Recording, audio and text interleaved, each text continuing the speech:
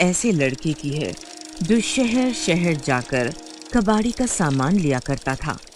उसका नाम राजेश था। वो एक छोटे से घर में अपनी माँ, पापा और एक छोटे भाई के साथ रहता था। वो अपनी साइकिल पर कबाड़ी का सामान लादे रहता था। वो शहर की गलियों में घूम घूम कर लोगों से कबाड़ का सामान लिया करता था और उसे एक बहुत बड़े कबाड़ की दुकान पर जाकर बेच दिया करता था, जिससे वो अपने घर का गुजारा किया करता था। उसका घर ऐसी जगह पर था जहां बिजली, पानी की व्यवस्था नहीं थी और वहां के रास्ते पक्के नहीं थे। राजेश भी उन्हीं रास्तों से आया जाया करता था। एक दिन सुबह सुबह राजेश गलियों में कबाड़ लेने के लिए गया था। आज उसे काम में और दिन से ज्यादा फायदा हुआ था।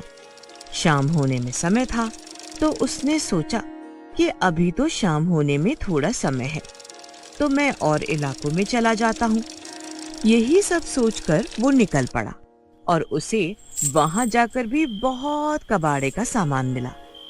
ऐसा करते करते उसे शाम हो गई। फिर उसने सोचा, अरे आज तो समय का पता ही नहीं लगा।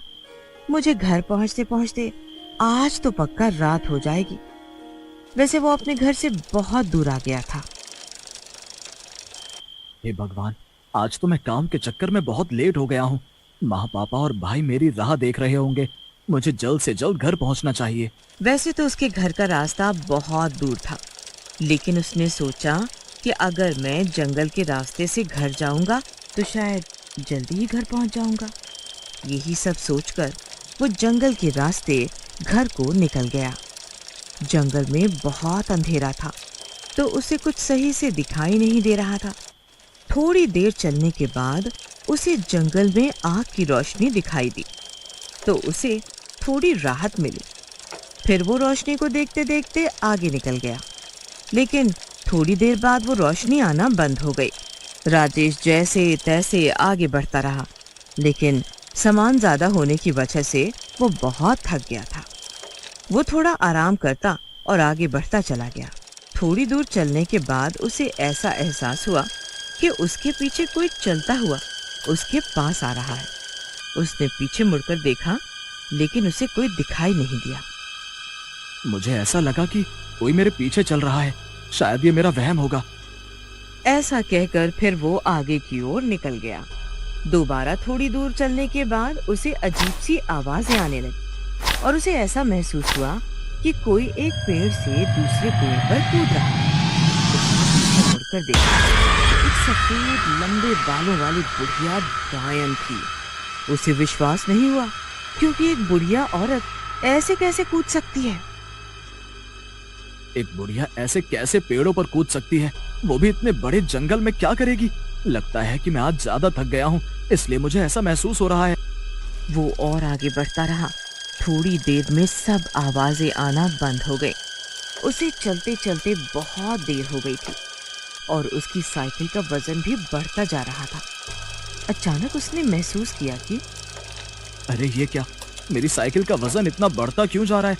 शायद मैं कुछ ज्यादा ही थक गया हूँ। यहाँ पर थोड़ा सा आराम कर लेता हूँ। उसने थोड़ी दूर पर साइकिल को खड़ा किया और आराम करने के लिए एक पेड़ के नीचे लेट गया।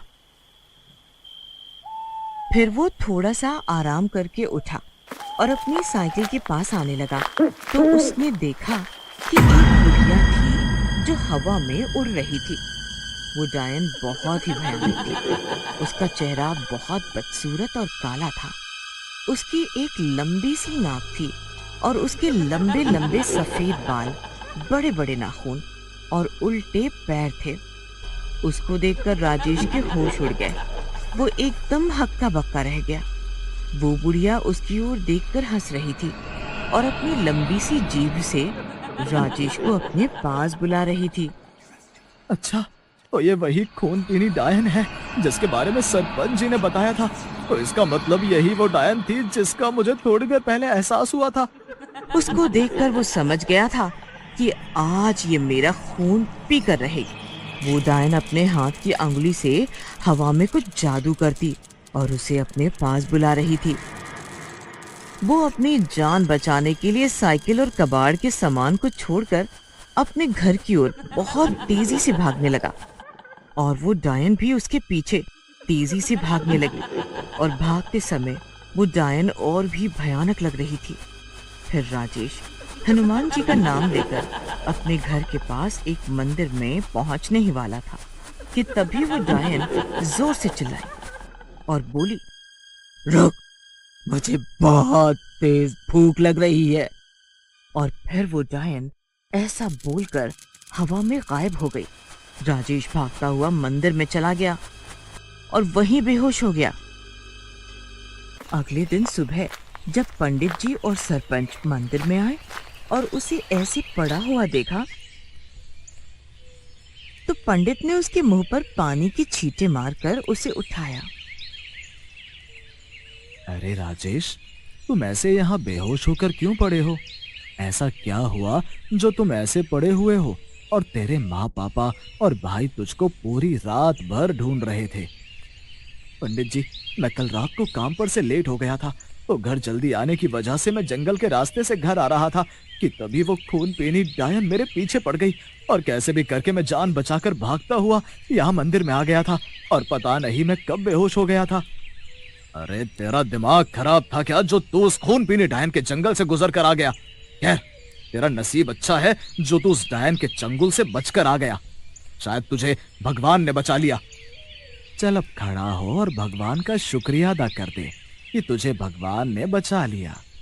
फिर राजेश ने खड़े होकर भगवान के आगे हाथ जोड़े और उनका शुक्रिया अदा किया।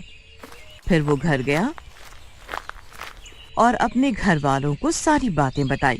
अगले दिन राजेश सब घर वालों और गांव वालों को लेकर उसी जंगल में अपनी साइकिल और कबाड़ का सामान लेने गया।